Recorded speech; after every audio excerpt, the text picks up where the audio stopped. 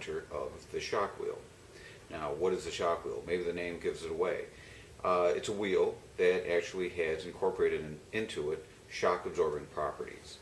And normally when you think of a shock absorber, you think of a spring that is attached basically in a piston type of way.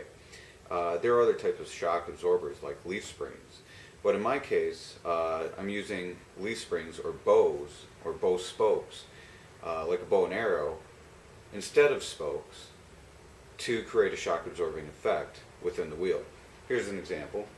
Now I've patented this.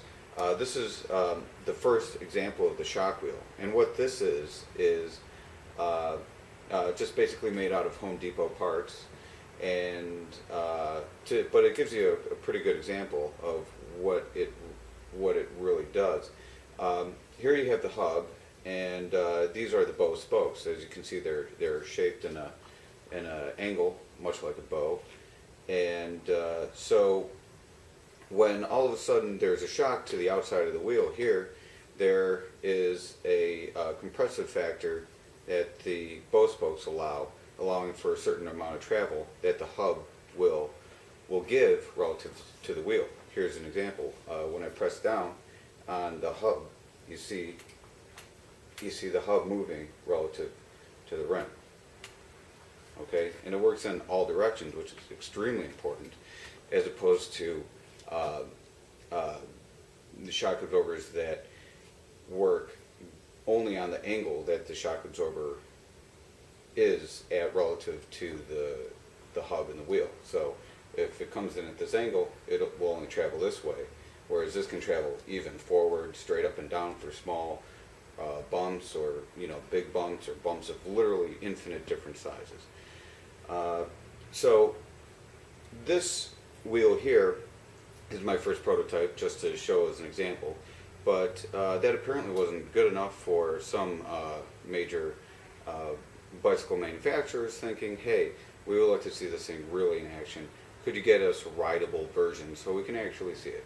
So it took me a long time to figure out all the different details and whatnot about how to do that, and actually do the experimentation, the research and development, and actual construction of a new prototype that is rideable. And so I have done that, and within this video you're going to see a number of different instances of me riding the bike and it going over curbs in slow motion and regular motion, and me playing around with it and showing you just basically how well it works. And that's going to come after this little discussion. But also note that having had the experience of creating a bike that has a shock wheel on it and driving it around town, I have realized that part of the marketing for this is going to be word of mouth. Because when I was driving, and I swear I've only taken it out a few times just to do the video and get a feel for it, it's absolutely amazing the reception that people give to this. I mean, just riding down the street, I'm stopping at a bus stop, and the next thing you know, people are talking to me, and I have a crowd around me, and people are like, hey, that's awesome. And I'm driving down the street, people are like, oh, that's one of those cool new bikes. Like, there is no such thing as one of these bikes yet. There's only one. And I've patented this wheel, and, there's only one. So there's no such thing as this bike yet, but it is already causing a stir among people that have seen it for the first time. And they look at it and say, what the heck is that? And then I show it to them, and they're just blown away. Blown away. And so in a sense, part of the marketing of this is going to be word of mouth.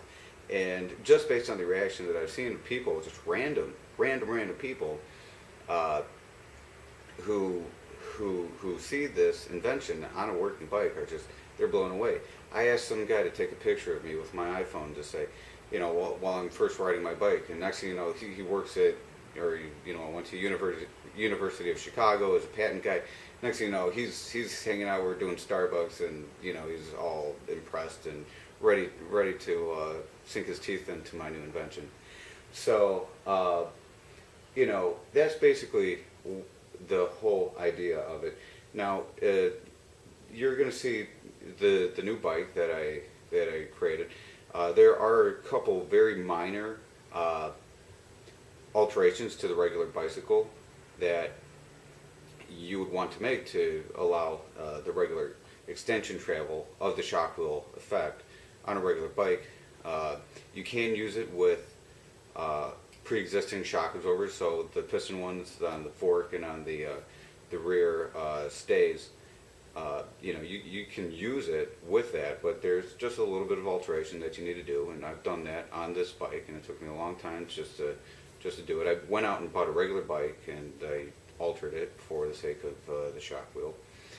The bike that I have in this video right now, it's only the front wheel that is a shock wheel. The other one's a regular wheel. Although I actually have all the materials ready to go to build the back wheel, I was just so excited to get it started to make a video and actually get this thing out there that I didn't do the rear wheel. I actually have everything ready to go for it though. But anyway, in the case of this video, I wanted to get this out before I went through the task of doing the rear wheel.